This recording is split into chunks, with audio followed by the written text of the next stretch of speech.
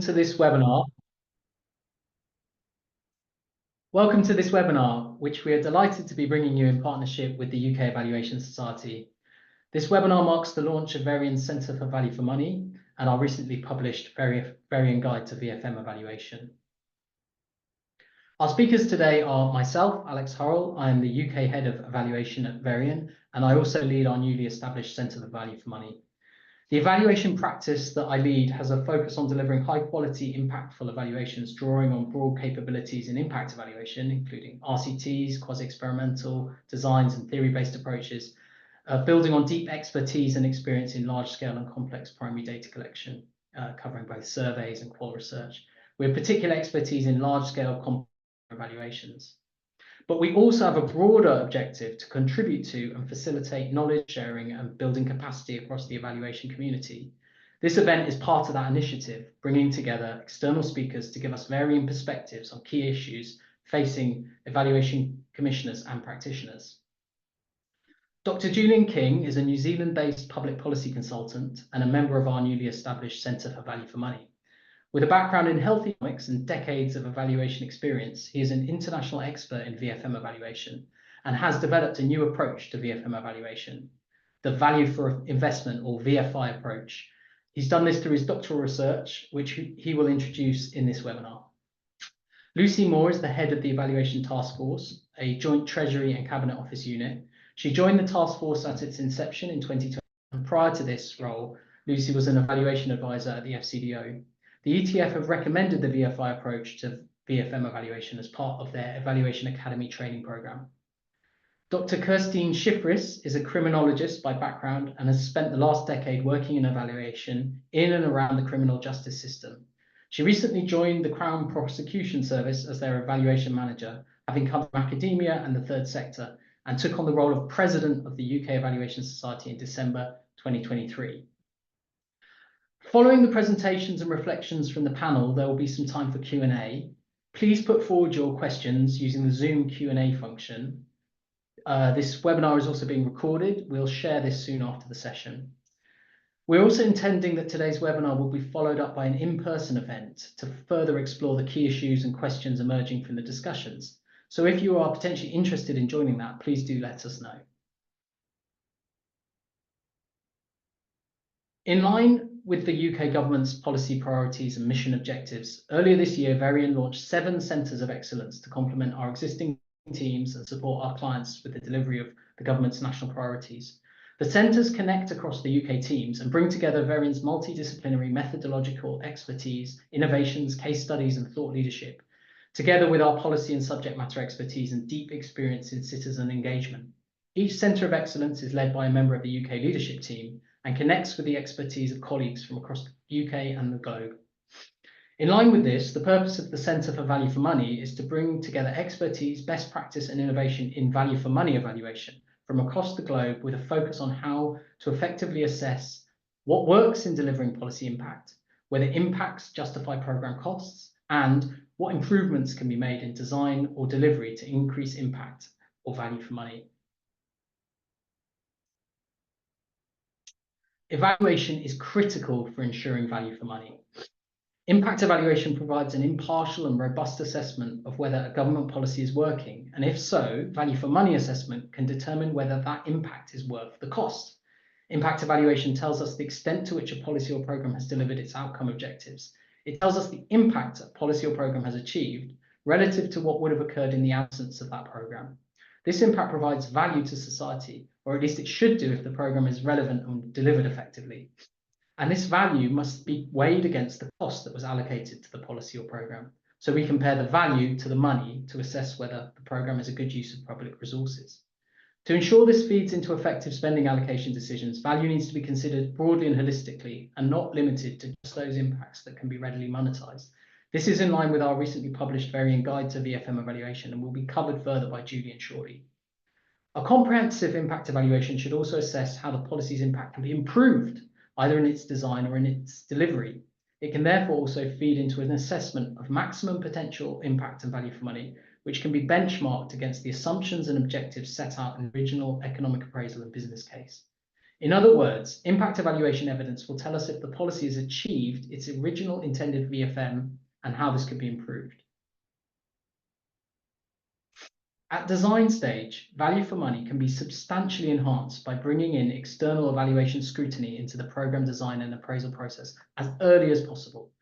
It is increasingly expected that every policy should have a comprehensive theory of change, which sets out the overarching policy objectives, the activities or outputs the policy will deliver, and how these will deliver the intended outcomes and impacts. A rigorous prospective evaluation of the policy's design can ensure design is underpinned by logically sound impact pathways, existing evidence, both from the UK and internationally.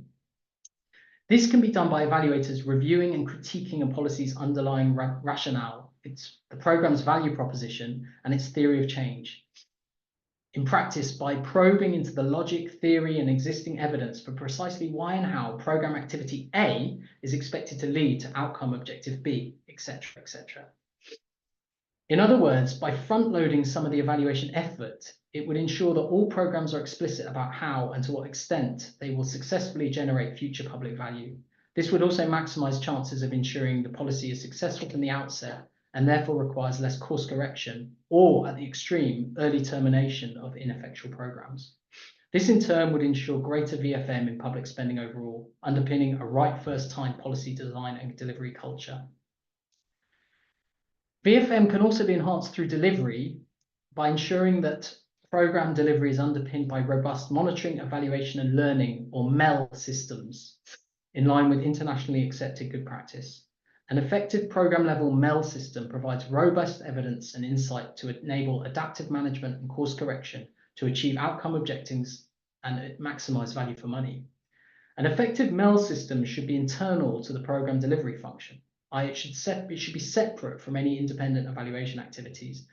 An effective embedded MEL function should systematically track the intended inputs, outputs, outcomes, and other specific contextual factors critical to success as per the program theory of change and overall VFM performance.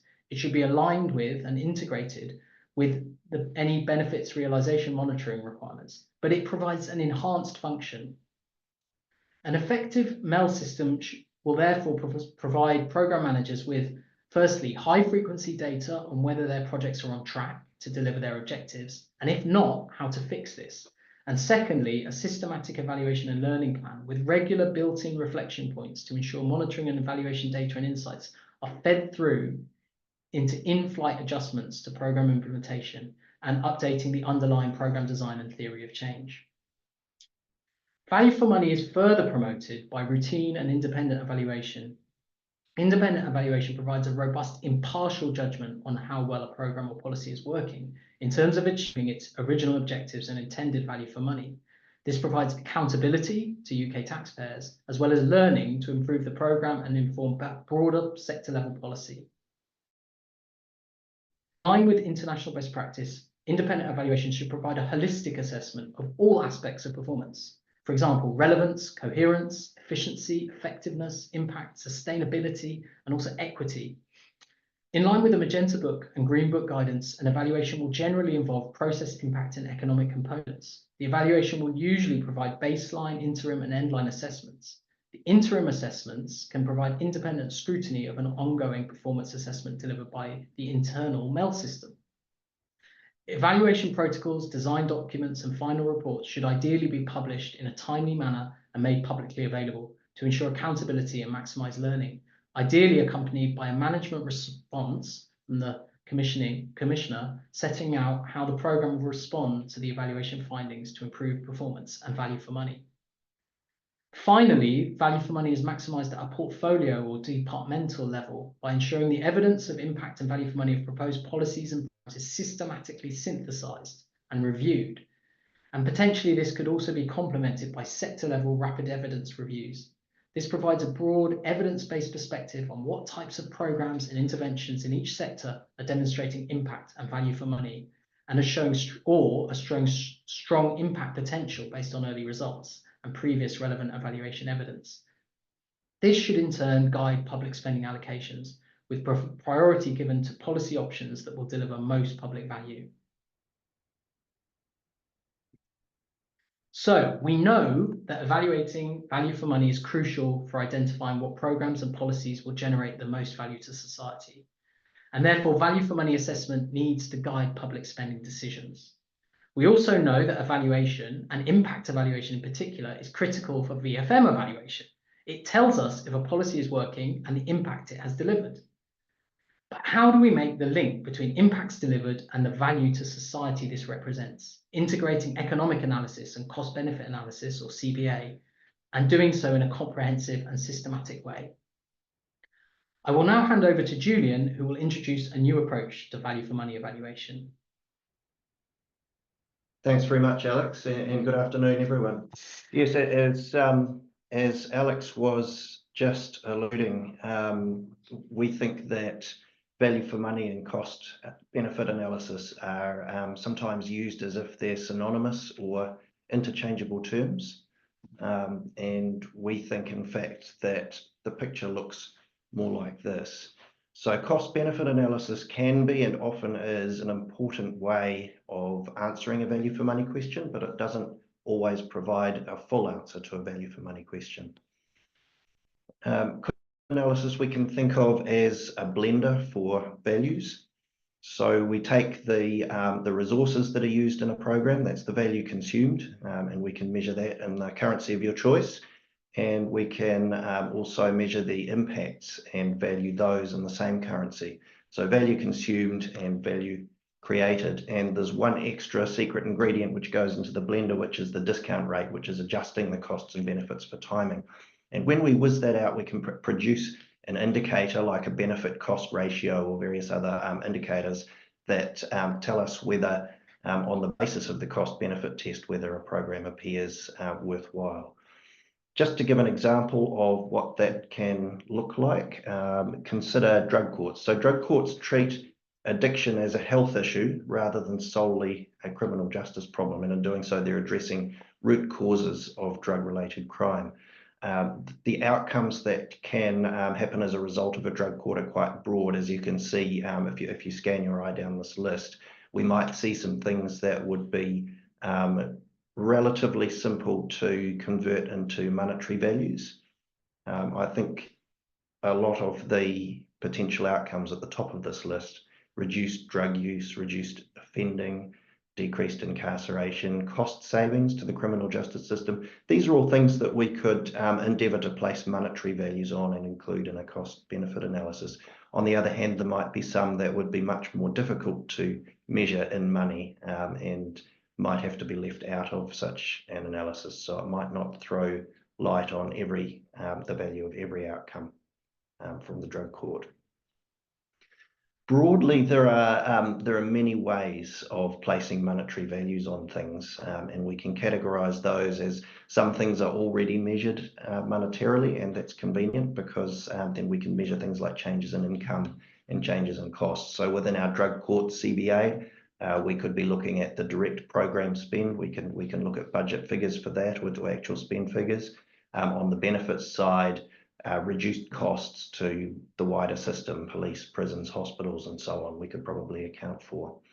There are some other benefits that aren't automatically measured in money, but there are market prices for some things. Some things are bought and sold in real markets, and we can use those market prices as proxy values to estimate things that are in our cost benefit model. So for example, on the cost side, perhaps we want to account not only for the direct program spend, but also for money that individuals are spending out of their own pockets to participate in the drug court program. We might not know exactly what everybody's spending on their transport costs, but as a proxy, we could use something like average public transport fare and include that in the model. Similarly, on the benefits side, we may be able to estimate values for increased productivity, reduced social costs of crime, and so on. Some things are not bought and sold in real markets, but we can set up pretend markets of various types, set up studies, valuing games in which people reveal what they're willing to pay for various intangible, hard to monetize benefits. An example could be improved quality of life. So we could place a monetary value on improved quality of life by doing some form of willingness to pay study. And then perhaps there might be some benefits that, although very important, may have to be treated as out of scope because perhaps we don't have the data, or we don't have the time or the money or skills to be able to place monetary values on everything. And it's pretty routine for a cost-benefit analysis to leave out some social and tangible outcomes that are just too hard to value in monetary terms. So perhaps strengthened family relationships, stronger social support systems could be one example of that. So broadly, we face a trade-off when we're going to design a cost-benefit study. We could keep it fairly narrow. We could just look at the costs and benefits that are measured in real money, or we could go a little bit broader and maybe use some market proxies for some additional costs and benefits. And we can probably keep that fairly accurate and precise.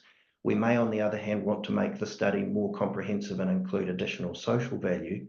And in doing so, we have to accept some trade-offs. It's going to be slightly less accurate, less precise, and we might need to decide where we're going to draw the line in order to have a sufficiently credible study that stakeholders will find credible. And it could be that there are some things that we just have to treat as out of scope because they're infeasible. And that's just one of the reasons why Alex and I in this document that we recently released argue that CBA tells us something important. We should, as a field, as evaluators, we should be making more use of cost-benefit analysis. It's addressing an important aspect of value for money, which is the monetary value of impacts relative to costs. It's kind of addressing a question loosely that's saying, is society better off overall in the aggregate? The technical term for that is Kaldor-Hicks efficiency. So you can think of Kaldor-Hicks efficiency as one criterion. But as we know, in evaluation, we often need to examine multiple criteria. We might want to look at relevance, distributive justice, productivity, acceptability, and so on. So there are other aspects of value that cost-benefit analysis can't help us with. It can't help us with intangible benefits and costs, or at least the ones that we weren't able to estimate monetary values for. And there are various other limitations of CBA that are well covered in this document that I won't go into now. We're not the only ones who think so. So there, for example, these two academics from the University of Oxford have argued that technocratic and democratic approaches to public decision-making should be combined. And in this approach, cost-benefit analysis would be just one of many inputs into decision-making processes.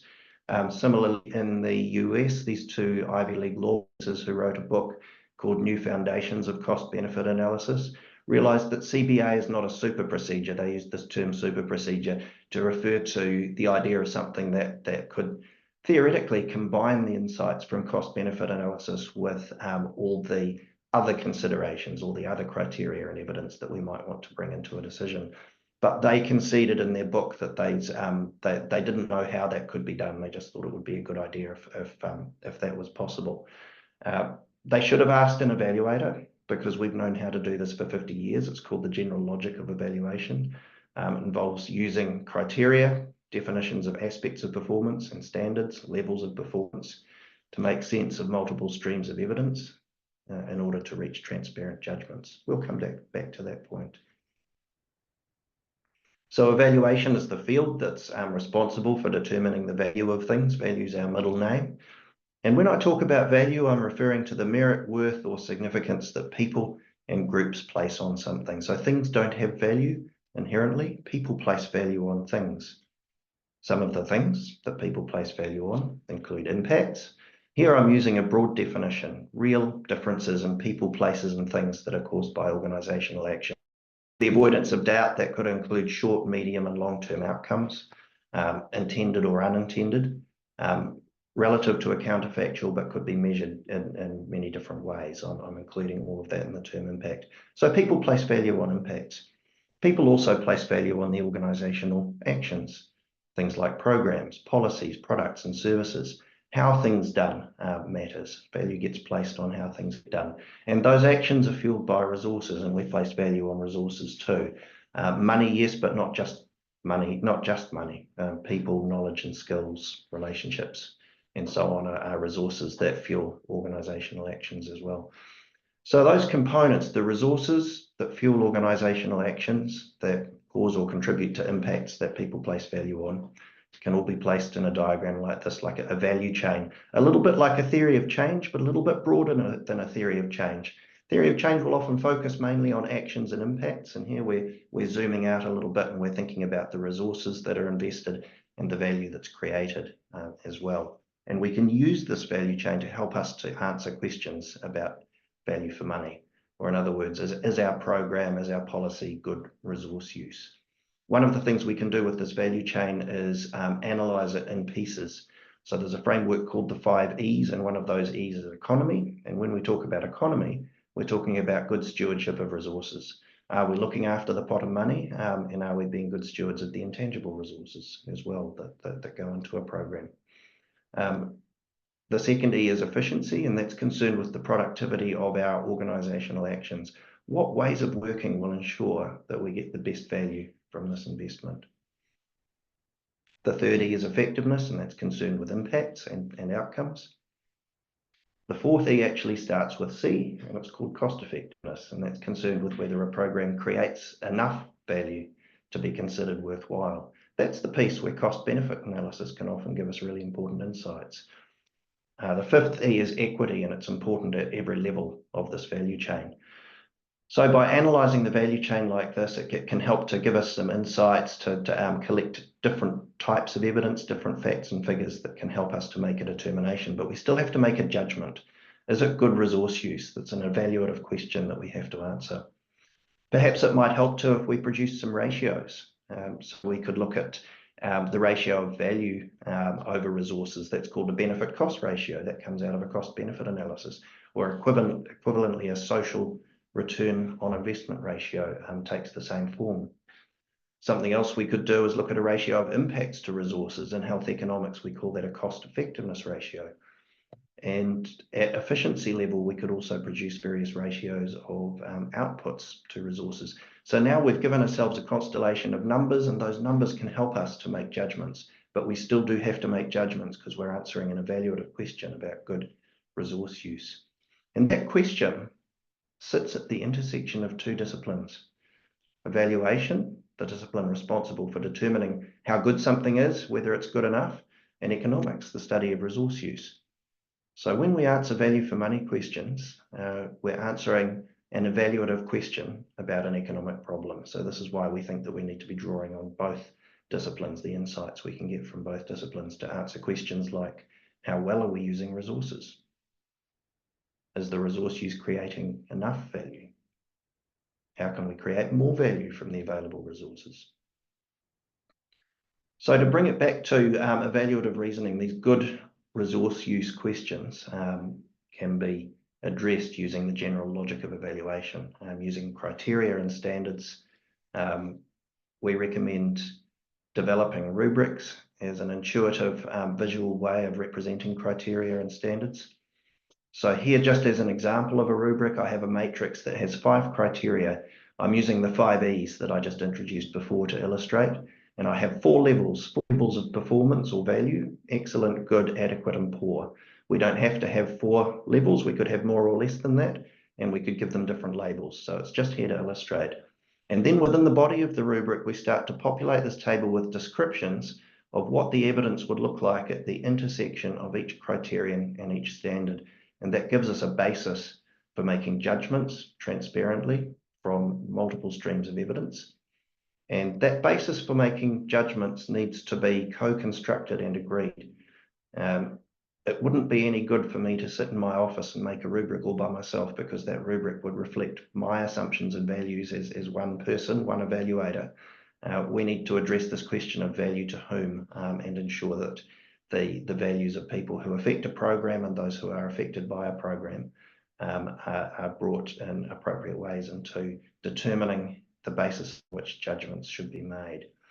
And our approach to value for money hinges on this idea of developing transparent rubrics with stakeholders to make judgments from the evidence.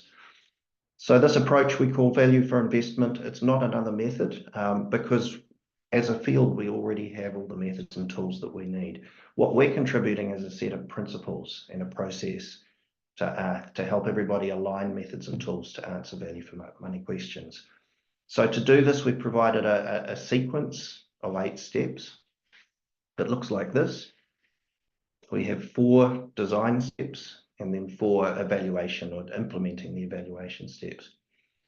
Just for a quick flyover, step 1 is to understand the program. This is the sort of thing we would all do in the evaluations we conduct anyway, right? So align the evaluation to the context, but also to specify here a value proposition. And by that, I really just mean describe the value of the program in words. So coming back to drug treatment courts, here's just I won't go into the details, but we're just describing the value in words, and we're thinking about to whom are drug courts valuable and how are they valuable.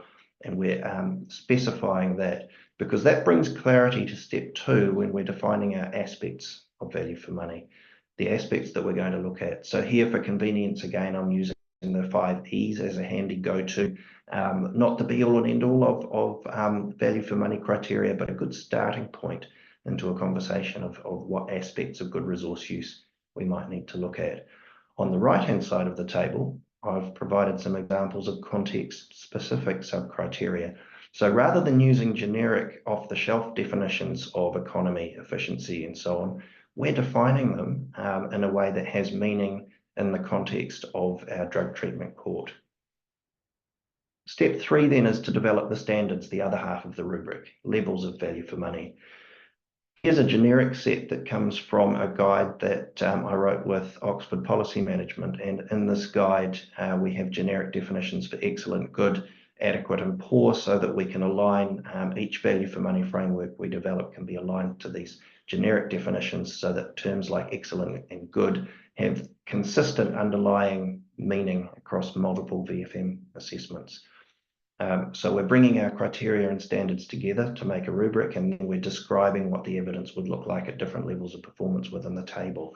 And just to give you one example, here's to illustrate how we might include the results, the outputs of a cost-benefit analysis as a piece of evidence that we would use to make a determination about cost effectiveness, based on the prospect, based on our judgment of the prospect of the program breaking even, in other words, creating more value than it consumes. So if it breaks even beyond a reasonable doubt, we would call that excellent. If it breaks even more likely than not, we would call that good, and so on. It's just there to illustrate. Once we've completed our rubric, we can stand back and use that to determine what evidence we need to collect. And it becomes apparent very often that we're going to need multiple forms of evidence, and some of the evidence might be quantitative, some might be qualitative, and some might be economic. So here on the right-hand side, I've just got some illustrative examples of the kinds of forms of evidence we might draw upon to evaluate the drug court. Then at steps 5 and 6, we gather and analyse that evidence. And at step 7, this is where the magic happens, where we can bring all these multiple strands of evidence together and use the rubrics to make sound, transparent judgments, ratings about each E and about value for money overall.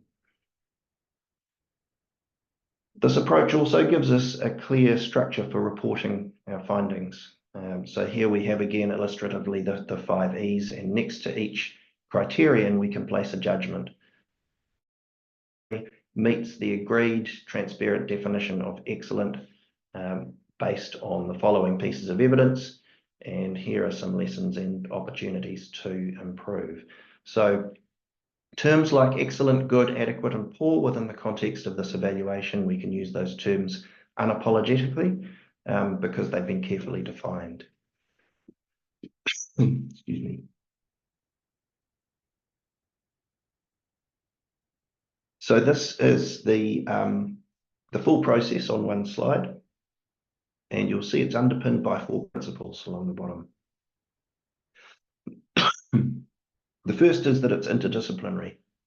It's drawing on both insights from both evaluation and economics. Secondly, it's using mixed methods. It's at least recognizing the validity of multiple forms of evidence and very often drawing on insights from multiple forms of evidence. It's underpinned by the process of evaluative reasoning that I've described, using criteria and standards to make judgments from the evidence. And it's participatory because we always need to address this question of value to whom and ensure that those values are represented in the rubrics. The 5 E's I mentioned are just examples, so the criteria can be adapted to fit to the context. So in addition to the 5 E's, there are other criteria out in the world. The OECD has a set of criteria, and there are many others. And criteria don't have to be specified in a top-down manner from the organisations that commission evaluations. We also have some good examples of evaluations where we developed criteria with stakeholders from the ground up. So these criteria are looking back at existing programs to make ex post determinations, but we can also use this approach on an ex ante forward-looking basis to make judgments about potential programs that have not yet been funded. And so one potential set of criteria that could be used for that is the Treasury's 5 case model that's used to structure business cases. And indeed, the New Zealand Treasury has something very similar that it's using as well. This approach can be applied to multiple levels. There are examples of whole organisational value for money, or value for money of portfolios, portfolios consisting of hundreds or thousands of programs, and value for money judgments that are made across the portfolios, and also, of course, of individual programs. This approach is getting out in the world and being used, not just by ourselves, but by others. And Alex and I have been providing value for money training, value for investment training workshops in London over the last couple of weeks. And a recurring theme coming out of those workshops is that many people are already using this approach, which is great to see. I won't read them all out, but just to give you an idea of the breadth of sectors in which this approach is being used, both in the international development sphere as well as domestically in various countries. Why is it gaining this traction? We think part of the answer is that it's helping people to get clear answers to value for money questions. It's not telling people to stop doing what they already do. It's not replacing existing methods. Rather, it's adding a sense-making framework to help people to define value for money in a context, to select an appropriate mix of methods, to make robust, transparent judgments, and to report them clearly. It can include cost-benefit analysis within the mix, and we think that's really important. We think it often should. However, we do come up against situations where it's not feasible for various reasons to do a CBA, and this approach at least gives us a viable way through in those cases where CBA isn't possible.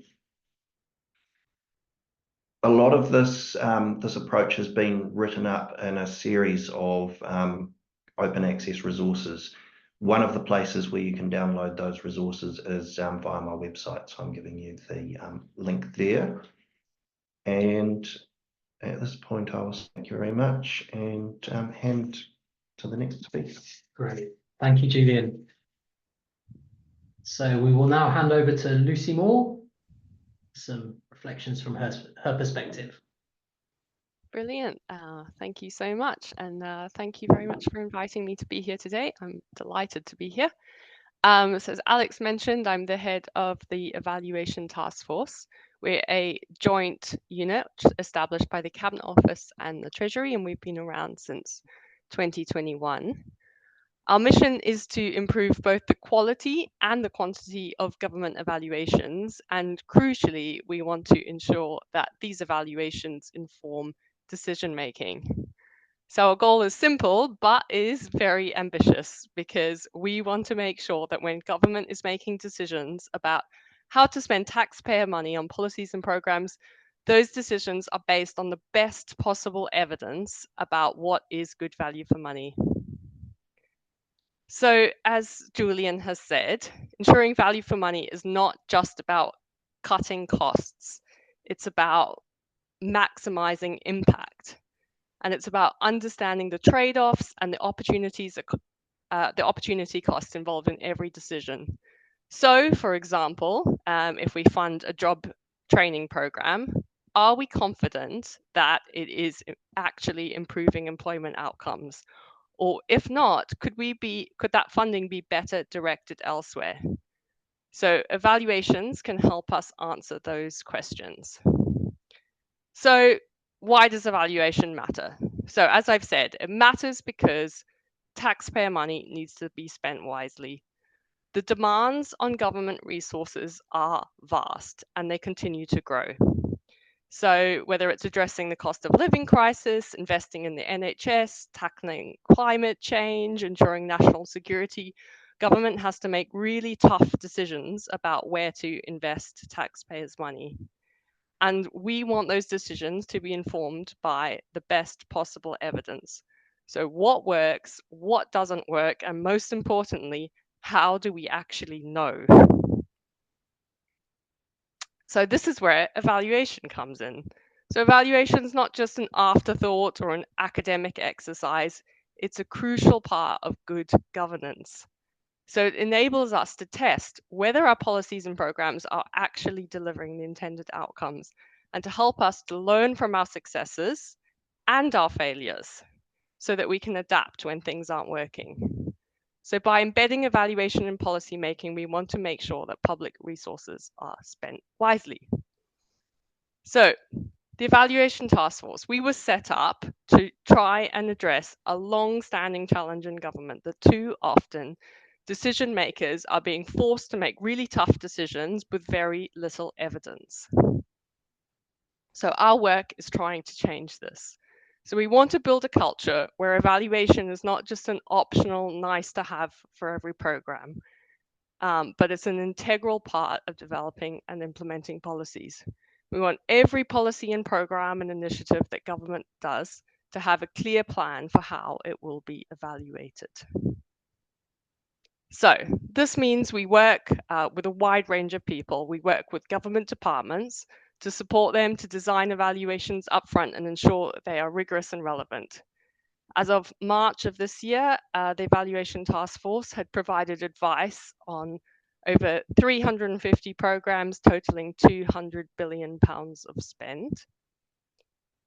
We also work really closely with the Treasury spending teams because we want to ensure that evidence is embedded into the spending review process so that funding decisions are informed by what we know works.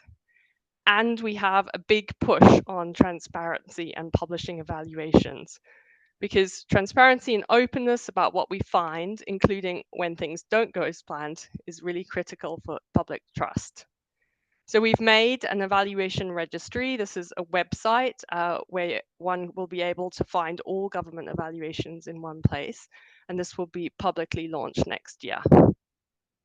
And finally, we invest in capacity and skills. So evaluation requires expertise, and we want to equip civil servants with the tools they need to design and use evaluation. So we've created an evaluation academy, as Alex mentioned at the start, and the idea is to address a cross-government skills gap. So the academy is made up of 10 modules. It covers process, impact, and value for money. And the value for money approach covers the approach that Julian has outlined today. The academy has been run for 2 consecutive years, and it's already led to over 2,000 civil servants being trained on evaluation. However, the challenge of improving evaluation across government is not something that the ETF, the Evaluation Task Force, we are not going to solve this problem on our own. We rely on partnerships, we rely on working with other people. So we work with policy professionals, analysts, and delivery teams across government, but we also work with people outside of government, academics, and external organizations, including the brilliant What Works centers. Collaboration is absolutely key to building the evidence base that we need to make better decisions, and it's key to ensuring that not only the evidence is collected, but that it is also used. So in closing, I just want to reiterate about ensuring evaluation value for money in government is not just about financial prudence, it's about improving outcomes for citizens. And it's about trust, it's about ensuring that the public knows that the money is being used responsibly and effectively. And it's about making sure that every decision we make is grounded in the best possible available evidence so that we can invest in what works for those who need it the most. So thanks very much, and looking forward to your questions. Thanks, Lucy. That's great. And just to clarify, Lucy and Kirstine, who's about to speak, are not presenting slides. They're just giving their response from their perspectives to the earlier presentation. So I will hand over to Kirstine now. Hi, thank you, Alex and Julian and Lucy. Thanks so much for having me on the panel. As Alex said, I'm the evaluation manager at the Crown Prosecution Service, but I'm here with my President of the UK Evaluation Society hat firmly on, and I'm going to speak to the Society's view. And we're a membership organisation made up of around 900 evaluation professionals.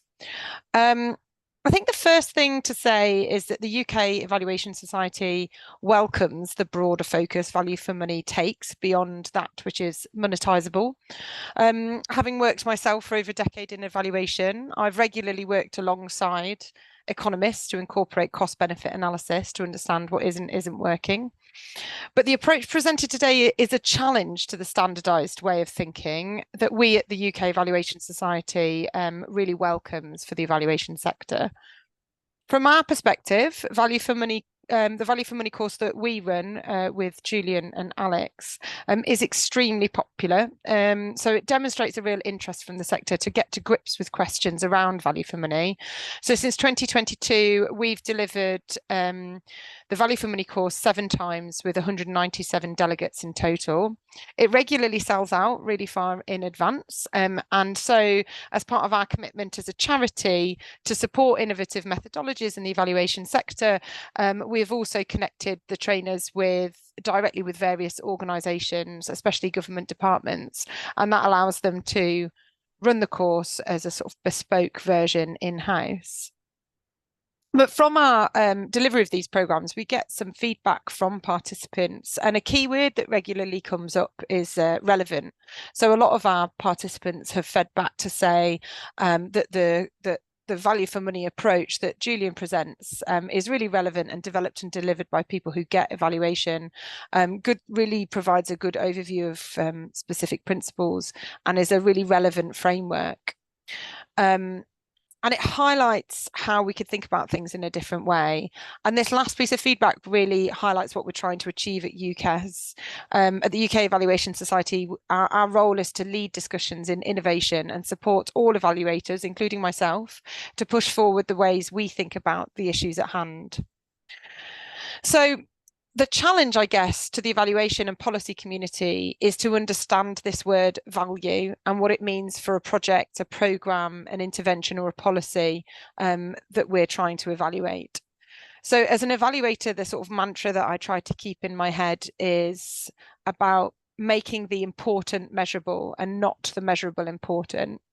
And I think especially when we're talking about value, it can be all too easy to fall back on that which is directly measurable, and that's often the costs and the money spent.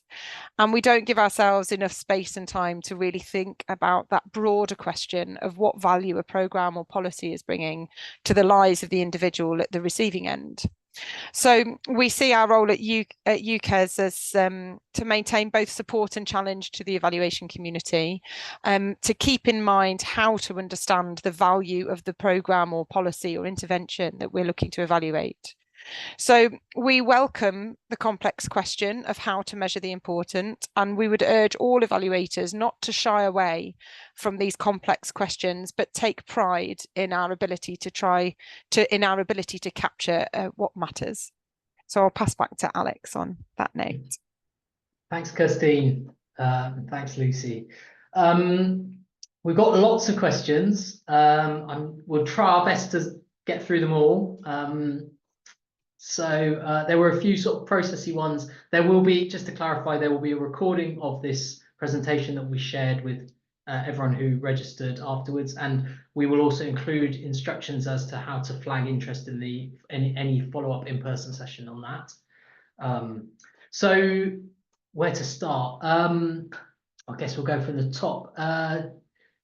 There's a question here from Nikki. As well as front-loading an upfront theory of change, how frequently would you suggest reviewing this theory of change to test whether the initial theory of change is valid?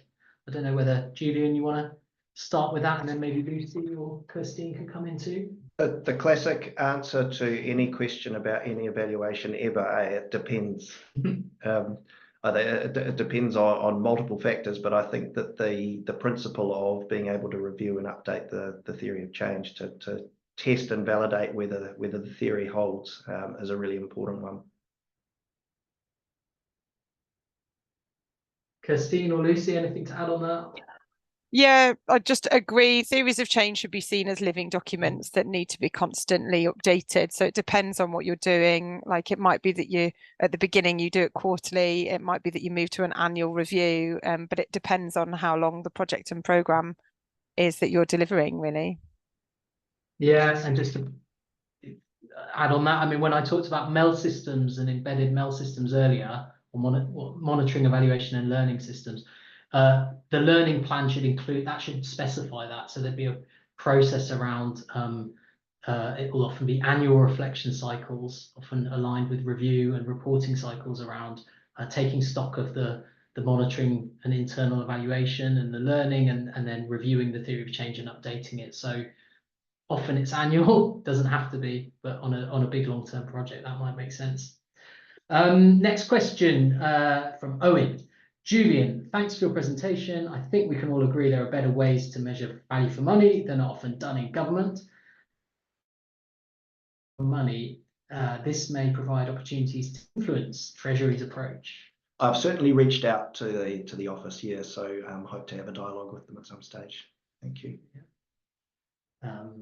Lucy, I don't know if you want to come in on that as well. I know you work closely with the Office for Value for Money. Yep. Yeah, I mean, they're definitely aware of this approach. There's a couple of people from the evaluation task force on secondment into OVFM. So yeah, we're definitely sharing that learning. And I think that Julian's approach is kind of compatible with existing HMT guidance. It just provides kind of a process which can be followed to implement that guidance. Great. We've got another question here. Thanks for the session. It's from Noria. I've worked on various donor-funded projects in Malawi. In some cases, evaluations showed impact based on the theory of change log frame at the start, but over time, there's no significant positive change on the lives of communities involved. How can we then ensure, how can we measure value for money in the long run? Julian, do you want to pick that up first? I think as with any outcome or impact evaluation, it's important to pick criteria and measures that are realistic for the time period in which we expect the outcomes to play out. So we're looking for the right outcomes that we should realistically expect to see. That principle flows through into VFM evaluation as well. And ultimately, when we're making assessments of cost effectiveness, the best way to use a CBA, if we're using it retrospectively, is to be able to include the value of the long-term impacts. And in order to do that, we either have to wait long-term till we've got those measurable impacts, or we're doing a little bit of looking forwards and looking back, and putting those two things together. Because CBA is inherently, it's a modelling process. And so we the intermediate results that we have to date, whatever those may be, to be able to cast forward and make defensible assumptions and run some scenarios to suggest what the longer term value may be. And it's a very good tool for doing that. And I guess, you know, the short answer to that is if there genuinely aren't any sustainable longer term impacts, you know, if this starts off with a bang but peters out, maybe it's not good value for money and that program should stop, right? I think Lucy would agree, and I think what she said is that evaluation is about stopping things as much as starting things and allocating things where they're most effective. We've got a question here from Barbara about the Green Book. So the guidance states that you should only use assumptions based on strong evidence and reference these evidence. So it's all transparent.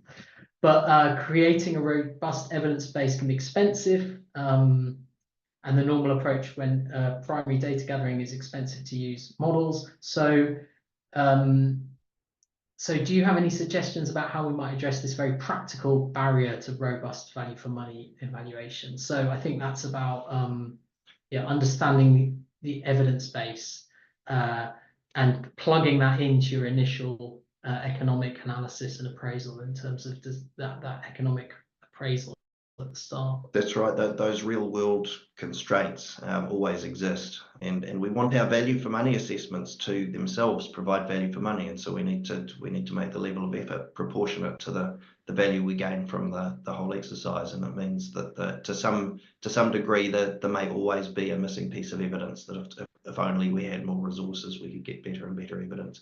But we need to use the evidence that we have and make the best use of it.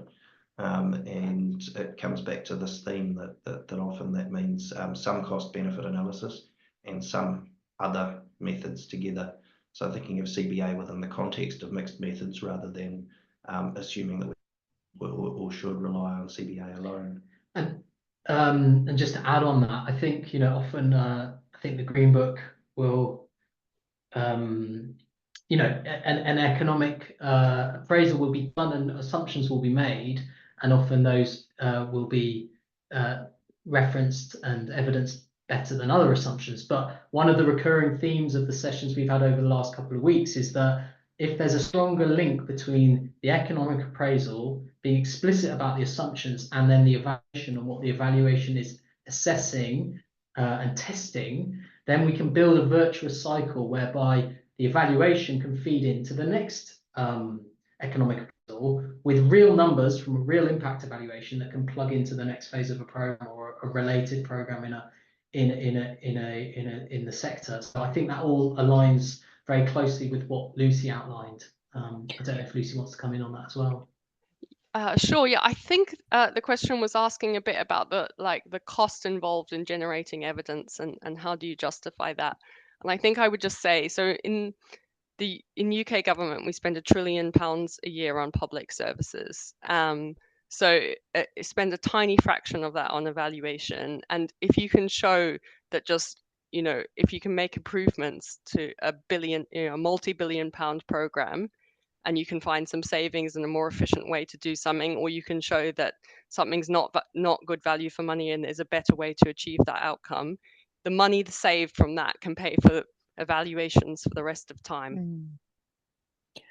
Can I also just come in on a slightly different point? I wholeheartedly agree with what Lucy just said as well. It's about making the case for the fact that you need the evidence to show what is and isn't working. But I think the other thing to think about as well, we talk a lot about assumptions, but the other thing, both with the last question and with this one, to think about is why is it that we think that the activities are going to lead to the outcome? So when you're thinking about what you're going to measure, what do we know about what does and doesn't work in terms of the how and the mechanisms and why is it that these activities that you're proposing, what evidence can you use to justify that these activities that you're proposing will lead to the outcomes? And sometimes we spend a lot of time focusing on input and output kind of style evaluations, but there is definitely room for that sort of what people often call the kind of unpicking that black box, but having that real understanding of well, okay, fine, but why is it that this is going to lead to that?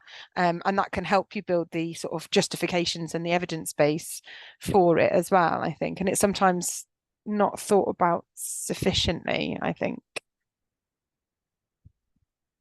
We've got another question, I think related to this concept of front loading some of this thinking about when you would bring in some of the thinking about the value proposition, Julian. So at what point could you bring that in? As early as possible. I always think that's the ideal situation is when the evaluator is part of the program design team from the very outset, so that there's everything from the program design to the business case appraisal to designing the monitoring, evaluation and learning system can be all part of one integrated whole activity, and defining the value proposition is just one piece of that.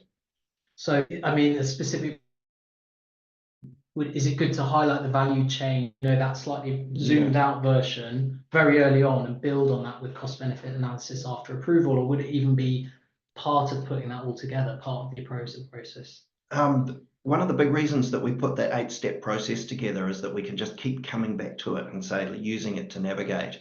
And so, yeah, I would say just come back to the 8 steps, and at step 1, we've got theory of change, we've got value proposition. Those items are there right at the outset, because it's about working with stakeholders to develop a shared understanding and a shared language for talking about the program. There's a few specific questions for you, Lucy. One around if the Academy is open to local government, and one around if you could elaborate on the links between your task force and the spending reviews. Sure. So the Academy at the moment is only open to ministerial departments, though we would love to open up further to arm's length bodies and to local government. It's definitely there's definitely demand for that. So yeah, it's definitely something we are trying to achieve. So watch this space. And then the links between us and was it the spending review process? Is that the question?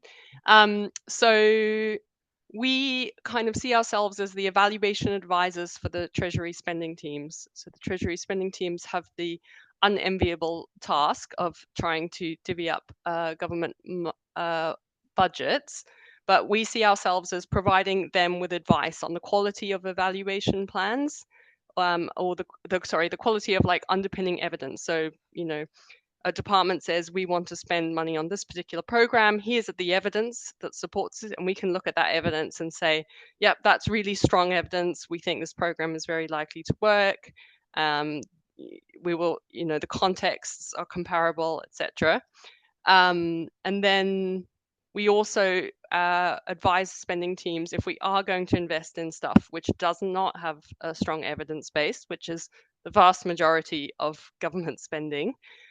Then we say, okay, well, like if we're going to press green on spending this money, let's make sure that as we do it, we are collecting evidence on whether it is effective or not, or good value for money. Time for a few more questions. So there's one here. Evaluation and the nature of this framework is complex. How do we communicate or distill the complexity to senior decision makers who just want one singular pound return and they want it as early as possible? Julian, do you want to come in on that? And maybe Kirstine as well, from your perspective.